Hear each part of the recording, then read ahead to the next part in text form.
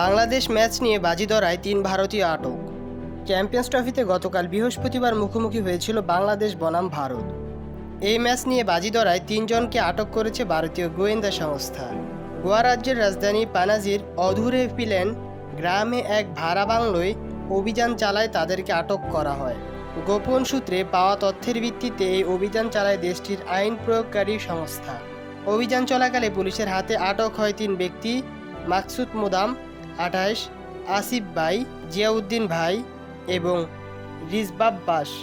তারা সকলেই গুজরাট রাজ্যের বাসিন্দা এবং দুবাইয়ের অনুষ্ঠিত ভারত ও বাংলাদেশ মধ্যকার চ্যাম্পিয়ন্স ট্রফির মাঝে বাজি ধরায় লিপ্ত ছিলেন। পুলিশের এক মুখপাত্র নিশ্চিত করেছেন এই ৩ জনের বিরুদ্ধে জুয়া আইনের সংশ্লিষ্ট ধারায় অভিযোগ এনে মামলা দায়ের করা হয়েছে। আটকের সময় তাদের কাছ থেকে বাজি ধরার কাজে ব্যবহৃত বিভিন্ন সামগ্রী জব্দ করেছে পুলিশ। এর মধ্যে রয়েছে 4টি মোবাইল ফোন, একটি ল্যাপটপ এবং একটি রাউটার।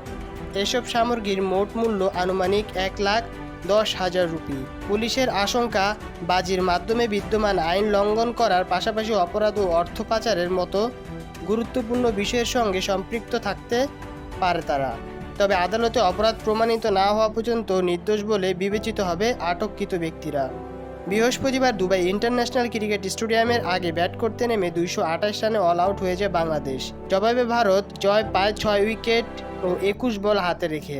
যারা চ্যানেলটা এখনো সাবস্ক্রাইব করেনি তারা চ্যানেলটা এখনো সাবস্ক্রাইব করুন এবং পাশে থাকা বেল আইকনটি বাজিয়ে দিন, যাতে করে খেলার সব আপডেট আপনার কাছে চলে যায়।